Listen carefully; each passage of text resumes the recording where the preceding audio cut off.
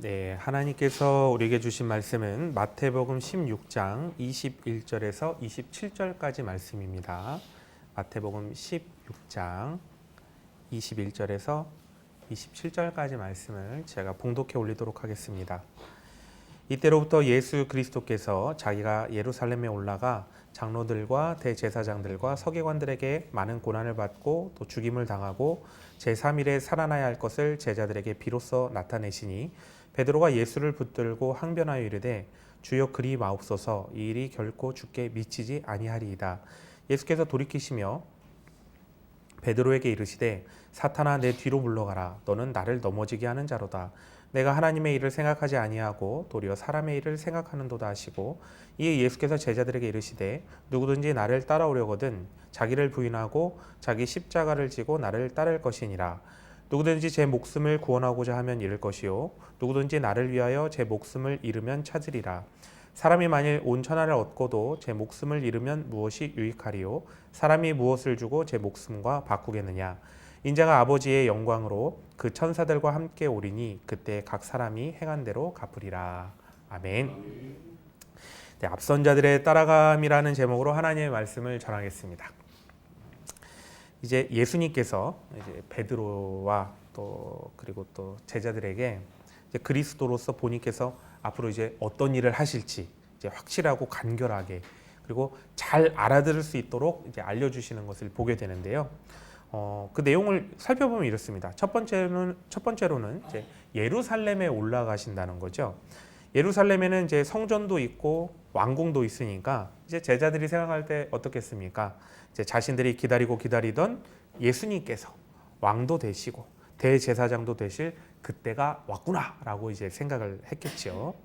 그런데 이어서 예수님께서는 제자들의 예상과는 전혀 다른 어떤 그런 시나리오를 이제 말씀하시는 걸 보게 됩니다. 장로들과 대제사장들과 또 서기관들에게 고난을 받으시고 이어서 죽임을 당하신다라고 이제 말씀을 하시는 겁니다. 그리고 정복자이자 심판자가 되실 것이라 생각했는데 이제 완전한 반대의 상황을 이야기하고 계시는 거죠. 이름으로써 제자들은 정말 큰 혼란 속에 빠지지 않았을까 싶습니다. 지금 제자들은 예수님께서 이제 정권을 잡으시면 서로 어떤 자리를 누가 차지할 것이냐, 누가 더 높은 자리를 차지할 것이냐에 대해서 싸우고 있는 중인데 예수님께서는 자신이 맡게 될 죽음에 대해 이제 말씀을 하고 계시는 것이죠. 그러면 잔치 준비를 해도 모자랄 판에 이제 장례 준비를 해야 될 테니 이게 무슨 갑자기 날벼락입니까? 그런데 예수님께서 대제사장들과 서기관들에게 고난을 받으시고 죽임을 당하신다는 말은 제자들에게 정말 생각만으로도 혹은 그 입에서 이 말을 꺼내는 것만으로도 너무나 끔찍해 할 만한 그런 시나리오가 된다는 것이죠.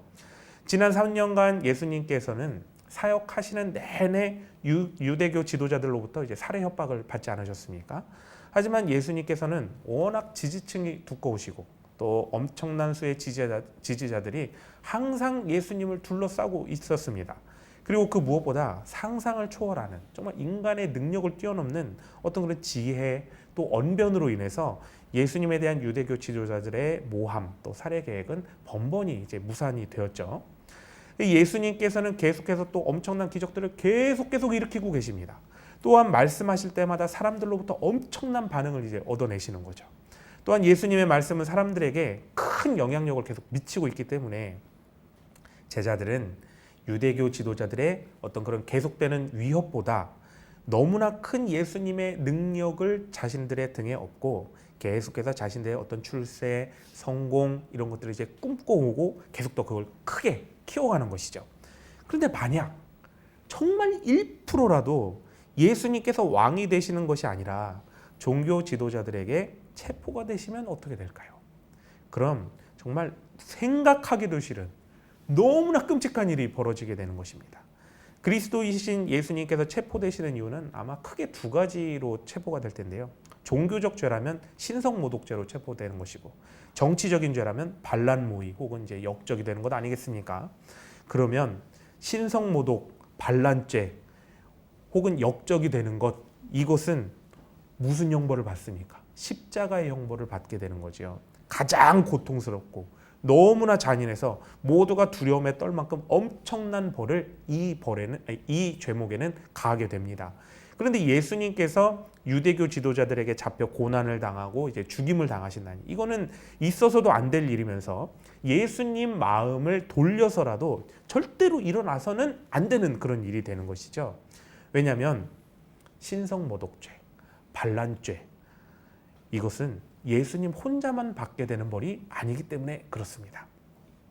예수님께서 신성모독죄로 고발당하시면 제자들인 자신들도 신성모독죄로 같이 고발되고요. 예수님께서 역적이 되신다면 제자들인 자신도 역적의 무리로 같이 처단받을 수밖에 없는 것이죠.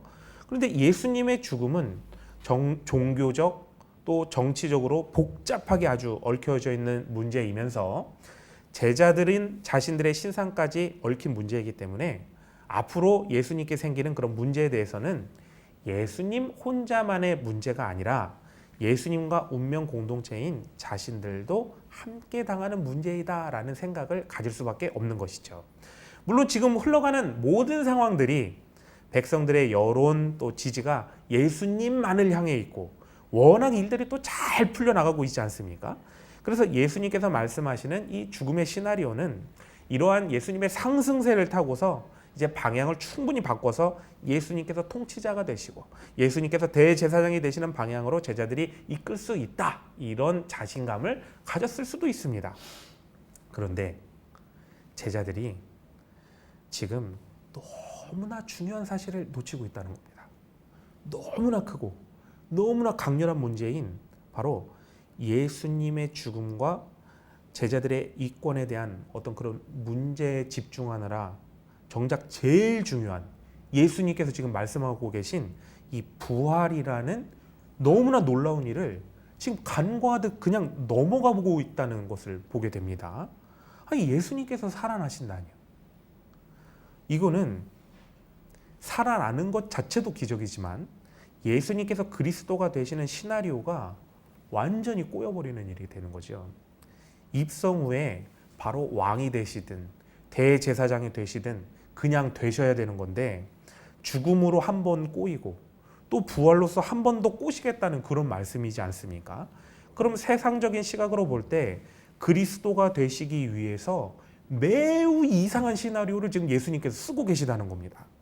입성하시면 어떻게 됩니까? 한 번에 그 기세를 잡아야 되지 않습니까?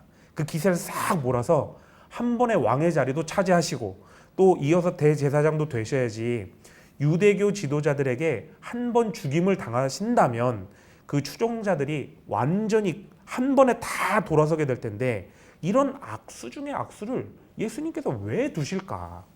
그 이후에 부활하시더라도 이 부활로 인해서 오히려 상황이 더 크게 역전될 수도 있겠죠. 하지만 종교 지도자들과 왕, 혹여나 있을 그 권력자들이 예수님의 부활을 어떻게 하겠습니까? 총력을 다해서 막을 생각을 하지 않겠습니까? 그러니까 정말로 좋은 수가 아니라는 것이죠. 그런데 이 중요하면서 너무나 이상한 그리스도가 되시는 그 이상한 시나리오를 예수님께서 지금 말씀하고 계신데 제자들은 도대체 왜 이렇게 이상한 계획을 세우고 계십니까? 왜 이런 일을 계획하십니까? 라고 묻지를 않습니다. 그저 자신들의 성공, 또 자신들의 출세, 이거에만 이제 모든 생각이 빠져 있는 거죠. 그래서 예수님께서 그리스도 되심으로 죽으시고 부활하시겠다는 말씀은 정말로 매우 중요하지만 반면 매우 혼돈스러운 시나리오이기 때문에 조금 더 자세하게 좀 살펴볼 필요가 있겠죠. 예수님께서 예루살렘에 이제 입성하시게 되는데요. 이제 앞으로 이제 하시게 될 이 입성은 이전의 입성 때와는 완전히 다른 입성이라는 것이죠. 예전에는 혹은 뭐 한 명의 예배자, 혹은 뭐 랍비, 선생님으로서 그저 혹은 이스라엘 백성의 하나로서 예루살렘 성을 이제 입성하셨다면 이제 앞으로 예수님께서 말씀하시는 이 입성은 그리스도로서 왕이 되셔서 사람들의 환호를 받으시며 이제 입성하게 되실 것을 말씀해주고 계신 것 아닙니까? 그런데 종교 지도자들에게 철저히 심판받고 고난을 받아 죽으시고 다시 살아나신다고 이제 말씀을 하시는 겁니다.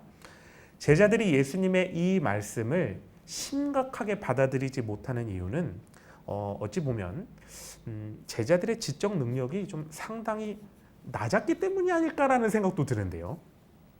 죽음과 부활에 대한 이 엄청난 이야기를 들려주셨을 때 이것을 어떻게 풀어갈 것인가에 대해서가 아니고 그저 죽으시면 안 된다고 말한 것을 보면 이 제자들의 지적 수준이 그렇게 높지 않구나라는 것을 이제 알게 되는데요.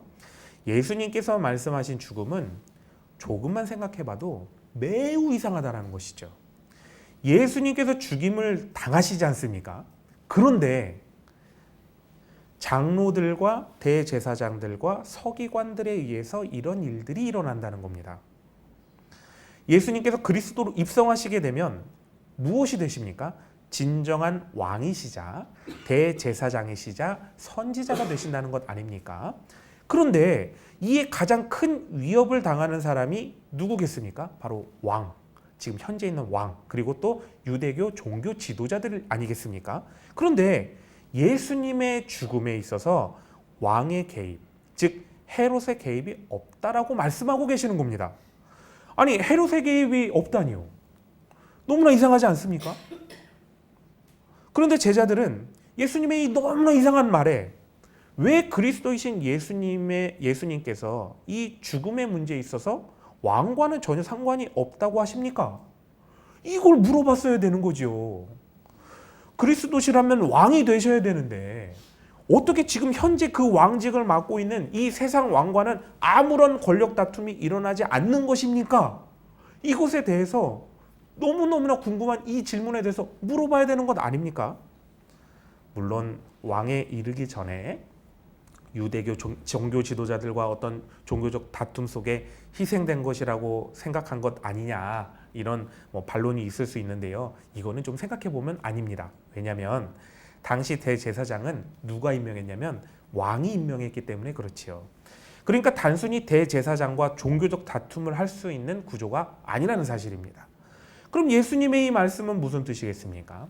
스스로 대제사장과 서기관들에게 아무런 죄도 없이 지금 예수님이 가진 권력과 사람들의 여론과 지지를 다 내려놓고 스스로 잡혀가서 당하시겠다라고 말씀하고 계시는 것입니다. 그럼 여기서 다음 질문이 나와야 되는 거죠. 어떤 질문이냐? 예수님께서 그리스도로 입성하셨는데 왜 대제사장이 되시는 것이 아니고 왜 자신의 무죄함으로 인해서 대제사장에게 종교적 심판을 받아 죽으셔야 되는 겁니까? 이걸 물어봐야 되는 거죠. 예수님의 죽음이 대제사장 되심과 도대체 무슨 관계가 있는 겁니까? 바로 이것을 물어봤어야 된다는 것이죠. 물론 이런 질문을 못했으니 어떠한 대답도 듣지 못했던 건 너무나 아쉽습니다. 그럼 예수님께서 해주시지 못한 대답을 이제 제가 해드리겠습니다. 예수님께서 종교 심판을 받으시고 죽으셔야 되는 것은 예수님께서 그리스도 되심으로 인해서 너무나 꼭 필요한 일이었다는 것입니다. 그럼 이제부터 진짜 놀라운, 정말 소름 돋게 놀라운 사실을 말씀드리겠습니다. 예수님께서 왜 종교 재판을 받으시고 죽으셔야 했을까요? 왜 이런 시나리오를 짜셨을까요? 마태복음 26장 63절, 64절을 보시면 이렇게 기록되어 있는 걸 보게 됩니다. 예수께서 침묵하시거늘 대제사장이 이르되 내가 너로 살아계신 하나님께 맹세하게 하노니 내가 하나님의 아들 그리스도인지 우리에게 말하라. 예수께서 이르시되 내가 말하였느니라 라고 말씀하십니다. 이어서 마태복음 27장 11절을 보시면 예수께서 총독 앞에 섰음에 총독이 물어 이르되 내가 유대인의 왕이냐? 예수께서 대답하시되 내 말이 옳도다라고 말씀하십니다.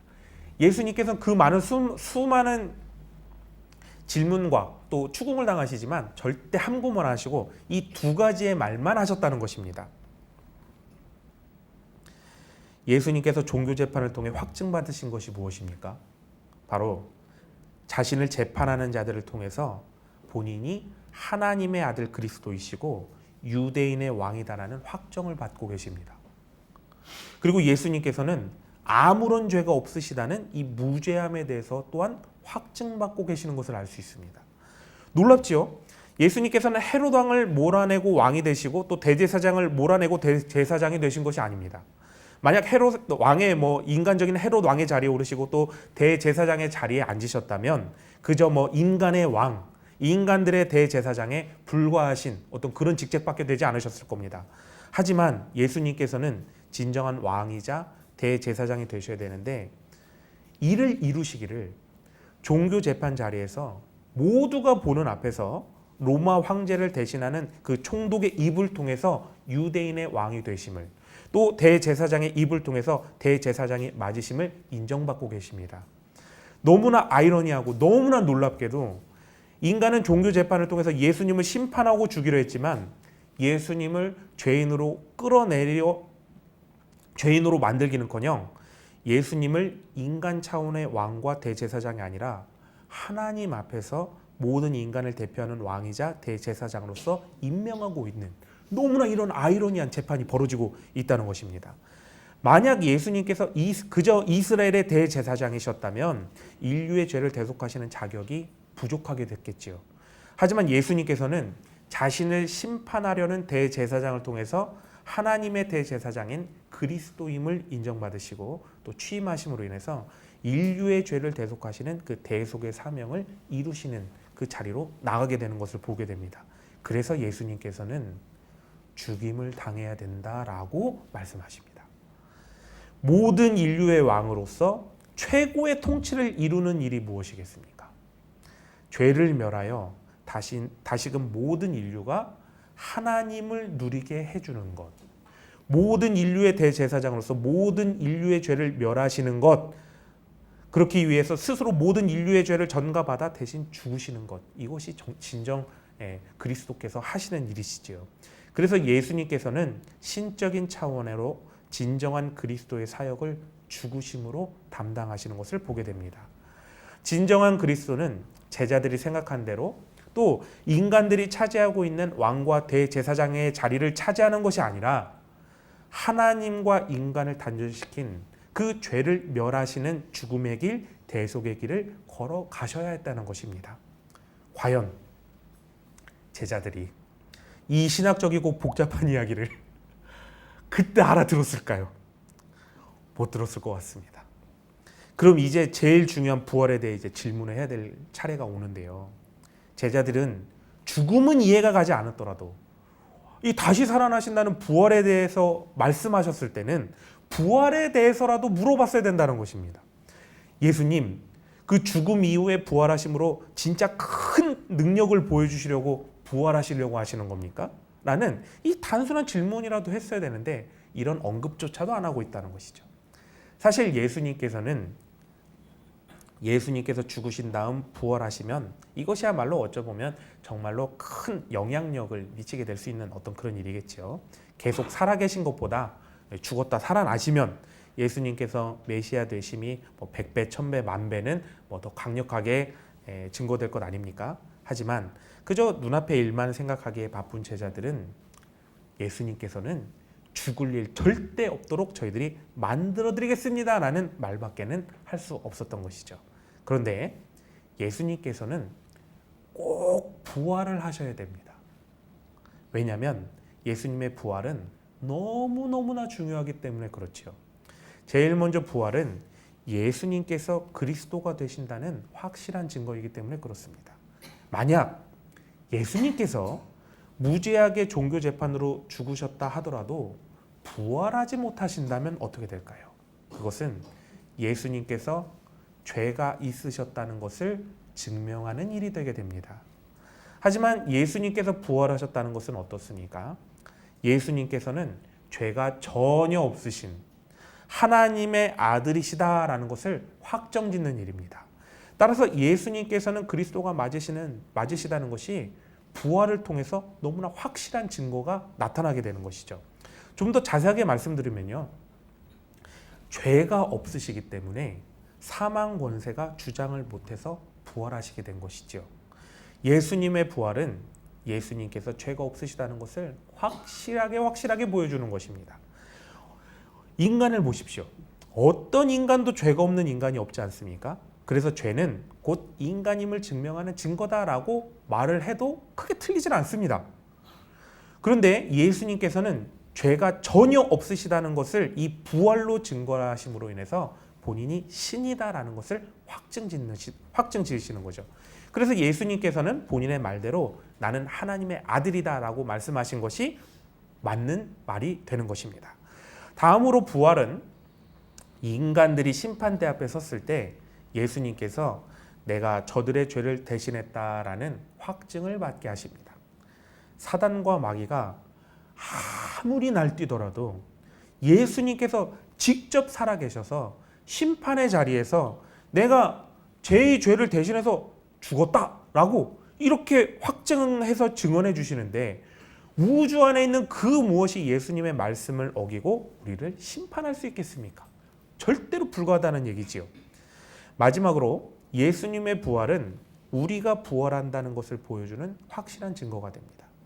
예수님께서 아무리 너희들이 부활할 것이다 라고 말씀하셨어도 본인조차 부활하지 못한다면 예수님의 그 모든 말씀은 다 거짓말입니다.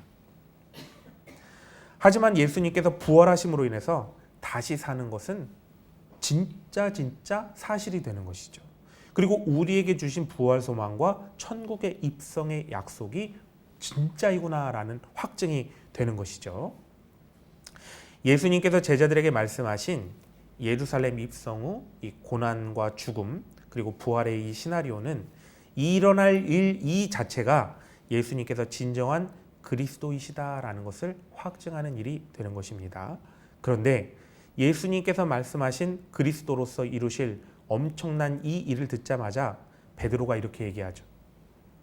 22절 보십시오. 주여 그리 마옵소서. 주님 그렇게 하지 마십시오입니다. 주님 그렇게 하지 마십시오. 아니 예수님을 주인이라고 하면서 종된 자기가 무엇인데 예수님 보고 안 된다는 얘기를 어떻게 감히 합니까? 더한 것은 베드로의 그 다음 말인데요. 이 일이 결코 주께 미치지 아니하리이다. 이렇게 얘기를 하고 있다는 거죠. 아니 자기가 뭔데? 그리스도께서 하시고자 하는 일이 일어나지 않도록 할 수 있다는 것입니까? 그리스도보다 자기가 더 큰 능력을 가진 자입니까? 자기가 뭐라고 하나님께서 정하시고 예수님께서 순종하여 이루시는 이 인류의 구속사역을 이루고 말게 하겠다는 그런 일을 감당하겠다고 자기가 얘기를 하고 있는 겁니까?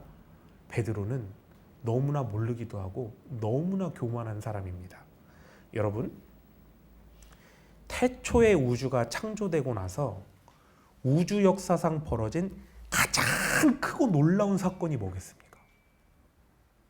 우주가 놀랄 만한 가장 큰 사건이 무엇이겠습니까? 그것은 바로 하나님의 아들이신 예수님께서 인간의 몸을 입고 이 땅 가운데 오셔서 인간의 죄를 대신해 죽으시고 부활하신 사건입니다.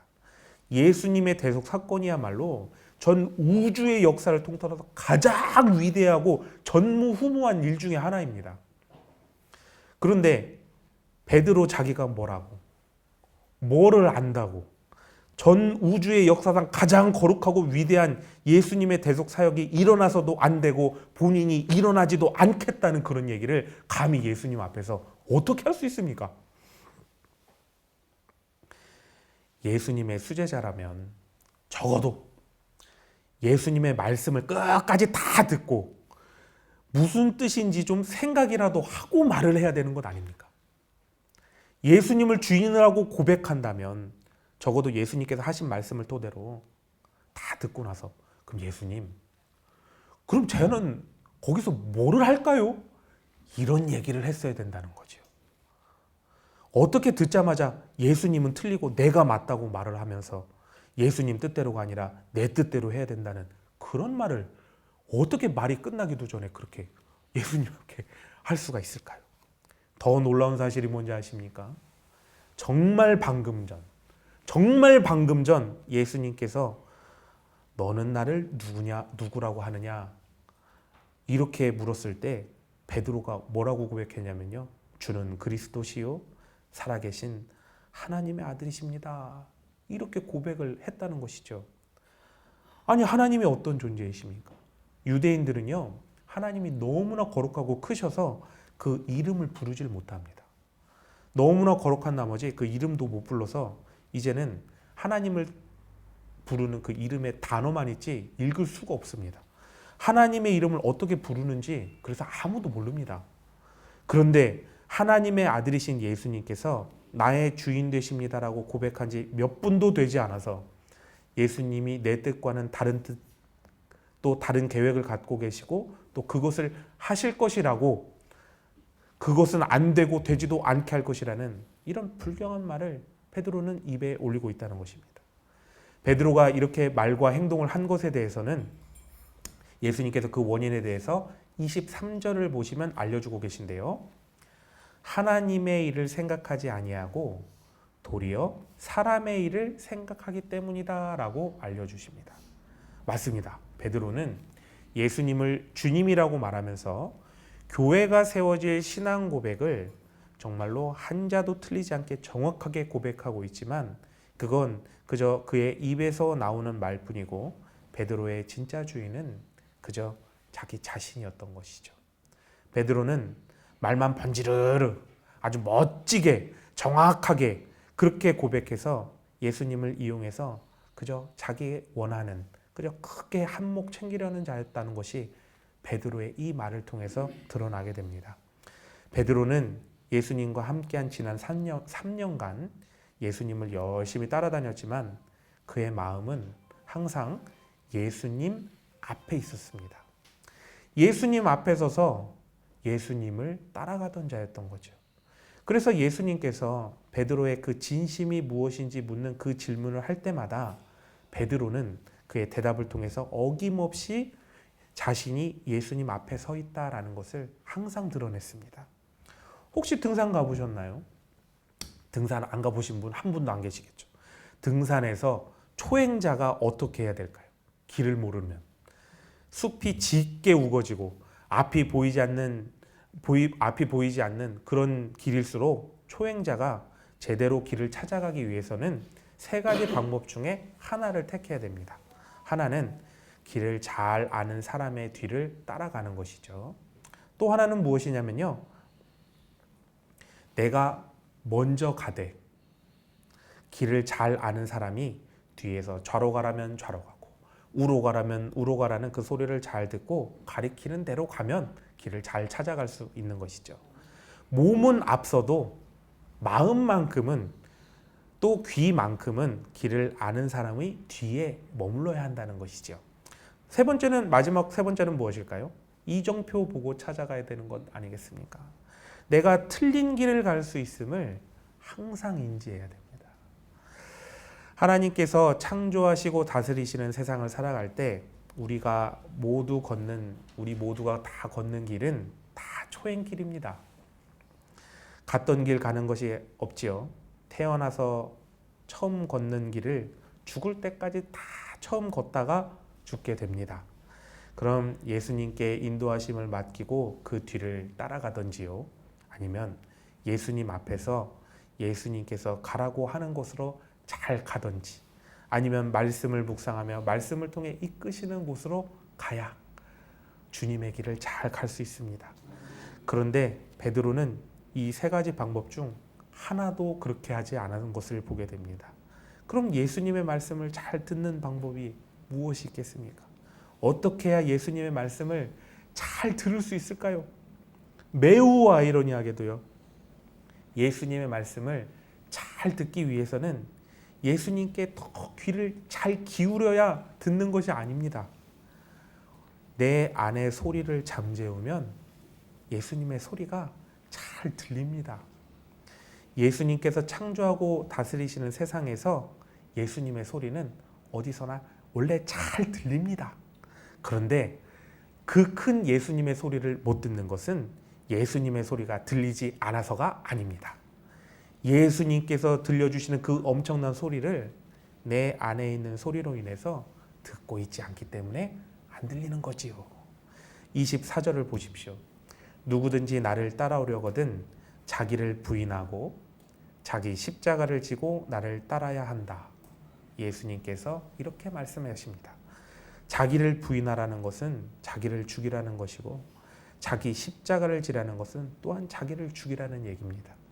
예수님께서도 심지어 예수님께서도 부활하시기 위해서 죽으시는 것을 보게 됩니다. 우리도 부활의 영광, 또 천국의 영광을 얻기 위해서는 먼저 죽어야 됩니다. 나의 욕망, 나의 죄된 욕심 하나도 안 죽고 부활의 영광만을 얻는 길은 세상에 없습니다. 그런데 세상에 그 어떤 인간이 스스로 자기의 욕망과 죄를 죽일 수 있단 말입니까? 절대 안 되지요. 불교에서 돌을 닦는다면서 욕망과 죄를 죽이고 속세를 떠나려고 별의별 노력을 다 하지만 죽을 때 깨닫는 것은 그겁니다. 아, 못 죽였네. 못 죽임을 깨닫고 죽는 게 불교입니다. 안타까운 것은요, 위대하다는 스님들도 못 죽였습니다. 불교 선배님들도 다 못 죽였다고 안타까워하면서 죽었는데, 신기하게도 사람들은 자신은 죽일 수 있다고 그 도를 따라가는 사람들을 보면 너무나 안타까운 거죠. 기독교인인 우리는 어떻게 될까요? 25절에서 26절을 보시면 진정 자신이 살 길을 찾아야 되는 것을 보게 됩니다. 25절, 목숨을 구원하고자 하면 잃을 것이고 나를 위하여 목숨을 잃으면 찾을 것이란 말씀은 육신의 목숨을 위해 예수님을 부인하면 지옥에 가고 예수님을 붙잡으면 천국에 간다는 말씀이지요. 그런데 세상에 하나밖에 없는 육신의 목숨을 내어줄 수 있는 것은 천국에 대한 확실한 소망이 있을 때만 가능합니다. 세상의 그 어떤 인간도 자기의 목숨을 절대로 그냥 내어줄 수 없습니다. 죽음을 이길 그 어마어마한 것이 있을 때에만 목숨을 내어줄 수 있는 것이죠. 우리가 천국을 바라보면서 나아갈 수 있는 것은 오직 예수님의 도우심, 성령님의 도우심이 있을 때만 가능합니다. 그리고 21절 천국을 향한 확실한 목표와 그 방향성이 우리의 신앙을 주님께로 인도하는데 이 역시도 예수님과 성령님의 도우심으로만 가능합니다. 그래서 날마다 죄된 내가 죽고 예수님을 주인으로 모시고 살아갈 수 있도록 간절히 예수님께, 성령님께 기도해야만 합니다. 그리고 천국을 바라보며 천국의 소망을 두고 나아갈 수 있도록 간절히 예수님께, 성령님께 기도해야 합니다. 이렇게 간절히 기도하면서 나아갈 때 성령님의 도우심으로, 예수님의 인도하심으로 예수님을 따라 나아가는 그런 사람이 될 수가 있는 것이죠. 사랑하는 성도 여러분, 우리 모두는 예수님의 앞에 있을까요? 아니면 예수님의 뒤에 있을까요? 우리의 가장 복되고 형통한 길은 예수님 뒤에서 예수님 따라갈 때, 그때 이루어질 수 있습니다. 우리의 참된 생명과 능력의 길도 예수님 뒤에 서서 예수님 뒤를 따라갈 때 이루어질 수 있는 것이죠. 그렇다면 아름다운 교회 성도 여러분, 우리 모두 지금 우리가 하는 모든 일들에서 이것이 주님의 뜻인지 아니면 나의 뜻인지 구별하게 해달라고 날마다 기도하시면서 주님의 뜻이 아니라면 주님의 뜻대로 살아갈 수 있도록 도움을 구하시는 그런 성도님 되시길 소망합니다.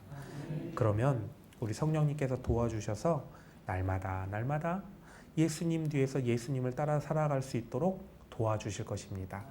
우리 모두 그렇게 예수님께서 인도하시는 복된 길, 또 형통한 길, 생명의 길, 천국의 길을 걸어가면 좋겠습니다. 이 놀라운 은혜의 역사가 2023년을 마무리하는 우리 아름다운 교회 함께 하시길 주님의 이름으로 축원합니다.